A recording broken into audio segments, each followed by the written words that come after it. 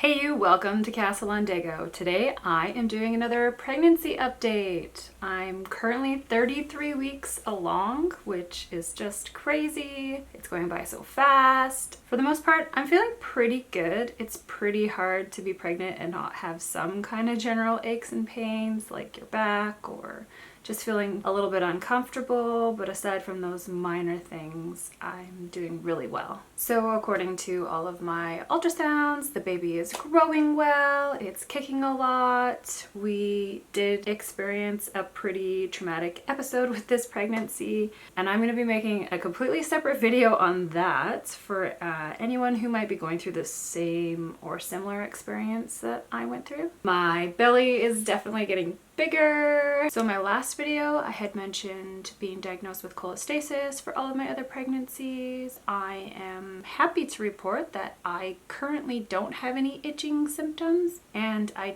don't have a clinical cholestasis diagnosis. That's not to say that I still won't get a diagnosis, that's just where we're at right now. So anyone who doesn't know what cholestasis is, it's basically this liver condition, and it usually occurs in like the third trimester of pregnancy. It can have a genetic tendency running through families. So in my case, my mom had it with her son, my sister had it with her son, and of course I've had it with all three of my sons. The unfortunate side to cholestasis is it's still kind of a new condition, and I don't personally think it's a very well understood condition. For me, as I've journeyed through it in my last 3 pregnancies, I've been told some very different information across 4 different OBs as well as a GP and from Google. In my first pregnancy, I was given vitamin K for clotting factors, but then in my last 2 pregnancies, I was told by that OB that wasn't a necessary thing. I have been told cholestasis can cause jaundice. I was told by the second OB that cholestasis doesn't actually cause jaundice. I have read and been told that cholestasis can increase your risk of stillbirth. And then I have been told by the OB that that's not actually true either.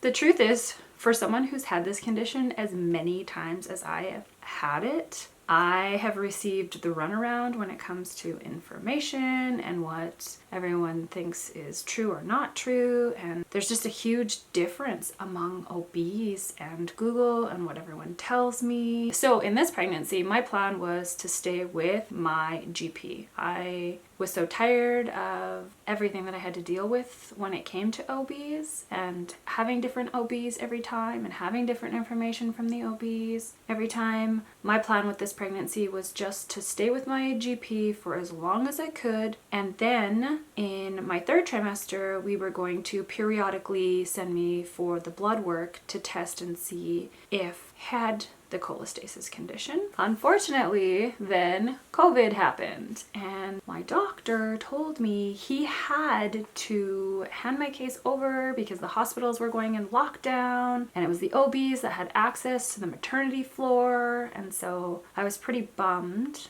that I had to be switched over. I was really worried about what I was going to be told this time and how it was going to all go down. So now I am currently with my 4th OB.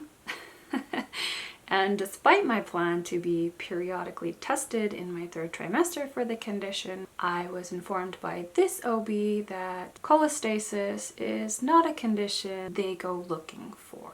Unless I started having symptoms of itching, or I lied about being really itchy, it sounds like this OB has no intentions of sending me for any testing at all. So when I explained to that OB in my last pregnancy that I didn't have any itching, but I was just I had a loss of appetite, I was a little lethargic, kind of feeling a little bit off, and I did get a positive diagnosis, she informed me that those are not symptoms of cholestasis. The reason why I asked to be tested in my last pregnancy was when I Googled those symptoms, it was listed as a symptom of cholestasis on some sites. And I only had those symptoms. I did receive a positive diagnosis. I was glad that I asked to be tested in my last pregnancy because The OB who did test me ended up telling me that over the course of my pregnancies, my levels were the worst in my last pregnancy. This time around,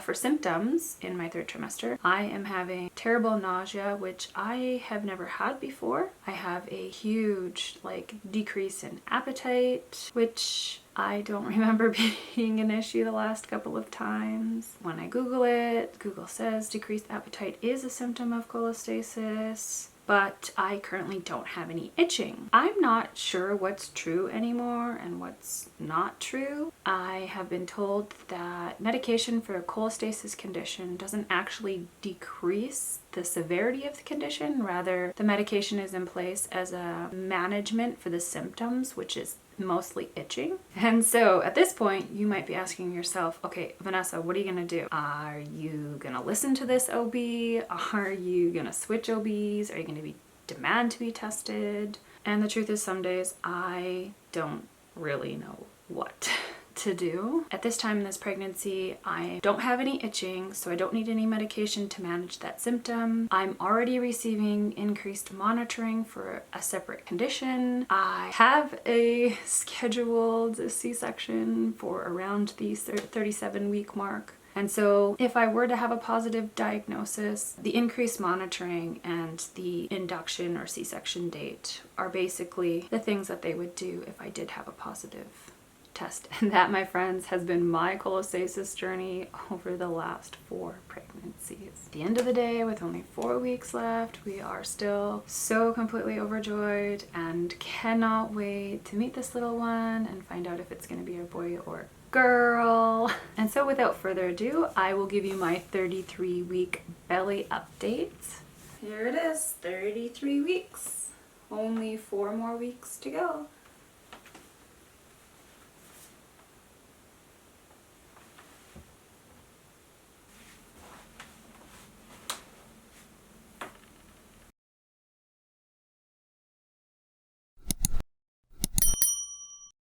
And as always, thanks for watching.